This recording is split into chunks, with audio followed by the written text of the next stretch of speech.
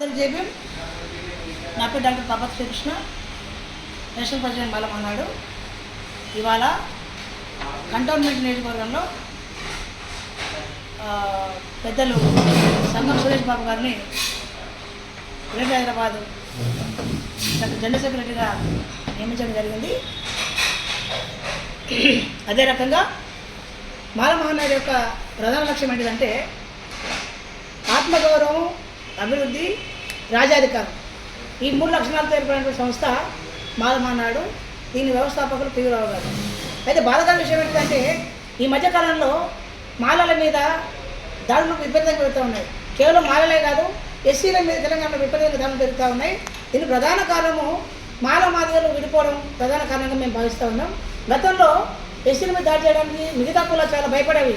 కానీ ఇవాళ ఎవరైతే వాళ్ళు ఎక్కడ నుంచో బతుకు వచ్చినటువంటి మార్వాడీస్ కావచ్చు, గుజరాతీస్ కావచ్చు, లేకపోతే బీహారీస్ కావచ్చు, మిగతా వాళ్ళందరూ కూడా హైదరాబాద్ సెటిల్ అయిపోయి ఇక్కడ మానిలు దాగి మా ఆక్సిజన్ తీసుకొని మా భూమిని వాడుకున్నటువంటి వాళ్ళు ఇవాళ మా మీద దాడి చేస్తుంటే మరి ప్రభుత్వాలు ఏం చేస్తున్నారో మేము సూటిగా ప్రశ్నిస్తూ ఉన్నాం. మీరు ఎందుకు మరి ప్రతిపక్షం వైపు ఉన్నారా, వాళ్ళ పక్క పెద్దల వైపు ఉన్నారా? ప్రతిపక్షం డైరెక్ట్ చెప్తామని మేము మార్వాడీస్ సపోర్ట్ చేస్తామని చెప్తామండి. కానీ పాలకపక్షం కానీ లేకపోతే ప్రతిపక్షం టీఆర్ఎస్ కానీ ఇంతవరకు ఎవరు నోరు విప్పట్లేదు, ఎక్సెప్ట్ పిడమర్తి రవి తప్ప. పిడమర్తి రవి ఎందుకు నోరు విప్పాడు నేను అనుకుంటున్నాను. పిడమర్తి రవి తెలంగాణ ఉద్యమకారుడు కాబట్టి మానకొండలో అప్పటి జగన్మోహన్ రెడ్డిని దాడి చేసినటువంటి వ్యక్తి కాబట్టి ఆయన బహుశా ఉద్యమకారుడు కాబట్టి ఇప్పి ఉండవచ్చు. కానీ మిగతా వాళ్ళకి ఏమైనా నేను ప్రశ్నిస్తాను వృద్ధిగా.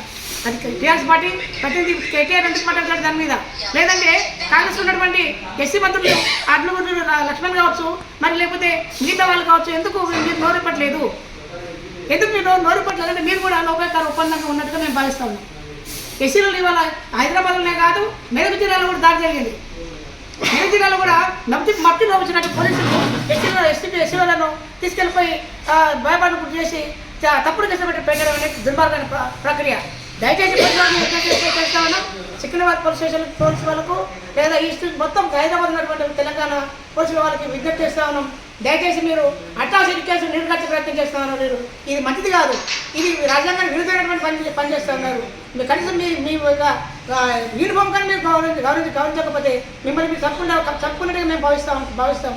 లేదా మాకు దాడులు ఎక్కువైనప్పుడు ఖచ్చితంగా ఒక్కసారి సిక్కులను చంపితే వాళ్ళు ఆయుధాలు ధరించి అర్పించింది గవర్నమెంట్ చంద్రబాబు ఆనాటి కాంగ్రెస్ ప్రభుత్వం. మేము కూడా ఏమంటున్నాం, ఇప్పుడు ఇవాళ పోలీసు వాళ్ళు మొత్తం మిగతాతో కలుసుకున్నారు కాబట్టి మాల మాదిగలకు ఎస్సీలకు కూడా మాకు కూడా ఆయుధాలు కలిసి మేము అడుగుతాం. రెండవది, వచ్చే ఎన్నికల్లో మమ్మల్ని రాజ్యాంగానికి విరుద్ధంగా విడదీశారు కాబట్టి మేము ఖచ్చితంగా రాజకీయ అధికారంతోనే మేము వాళ్ళకు తగిన బుద్ధి చెప్పడానికి మాలమానాడు కంగారు కనుక్కునేది. వరికన్నా మొత్తం తీసేసే వరకు మాలమానాడు పోరాటం చేస్తుందని తెలియజేస్తున్నాం. ముగిస్తా ఉన్నాం. జై భీమ్, జై ఇండియా, జవహర్ పీరు.